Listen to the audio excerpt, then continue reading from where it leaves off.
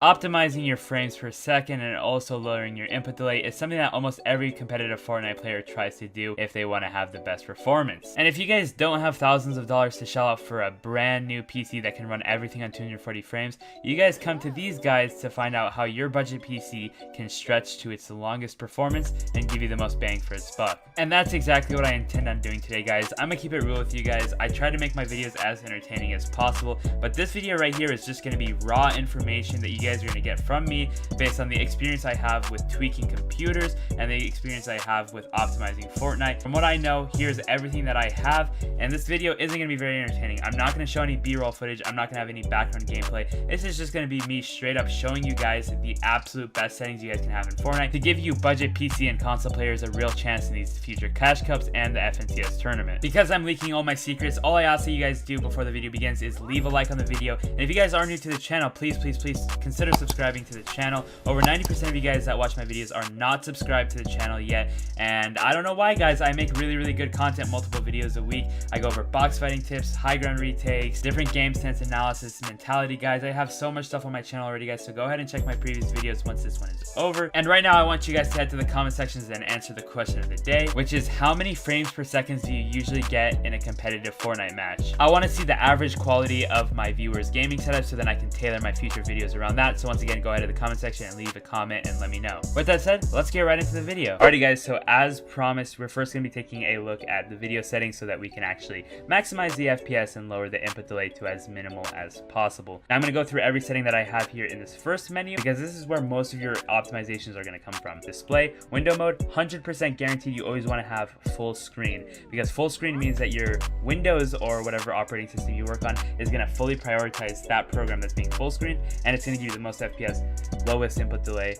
yada yada. So make sure you always have full screen, because if you have full screen windowed, you're not giving yourself the maximum performance.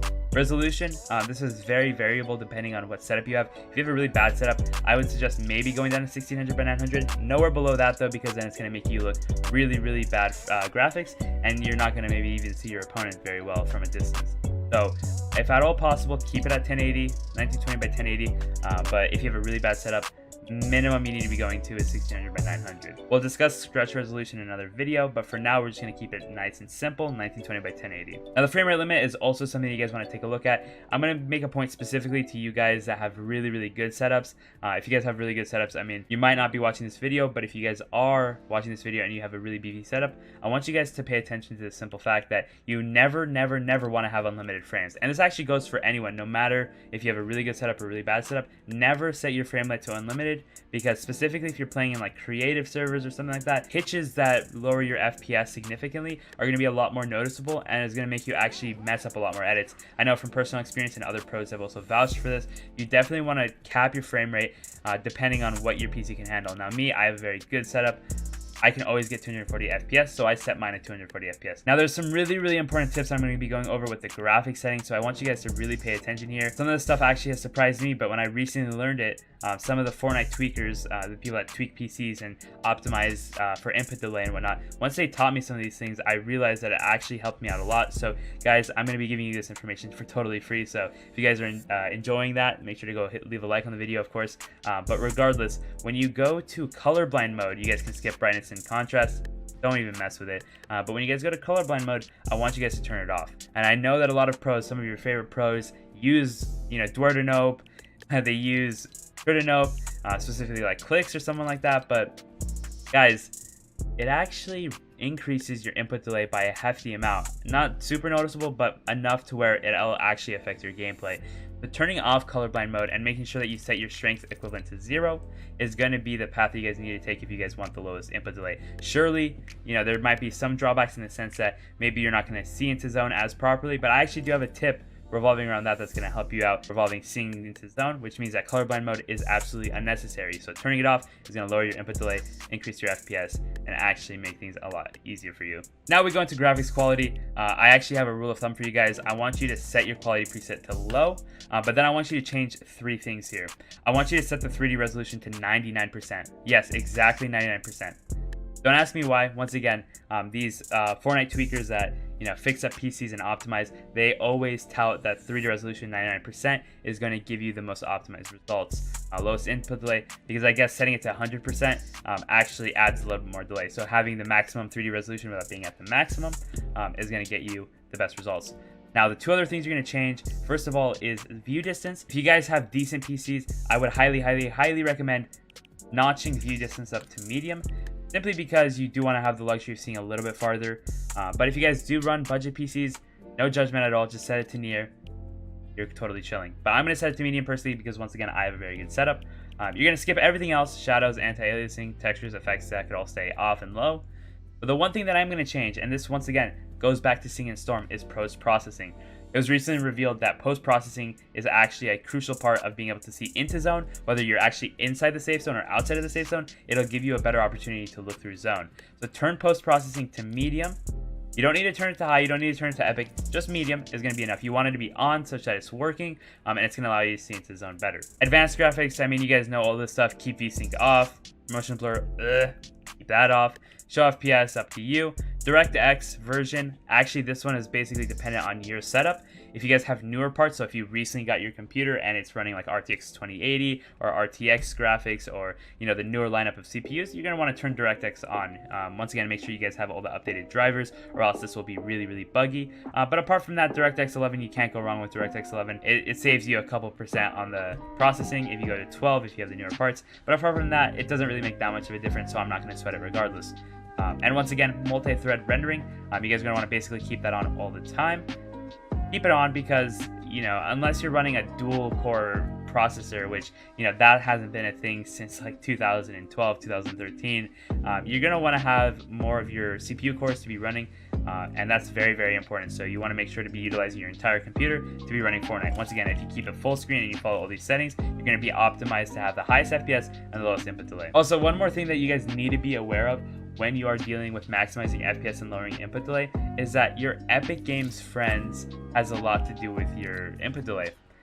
The more Epic Games friends that you have means that the more stuff pops up in this menu.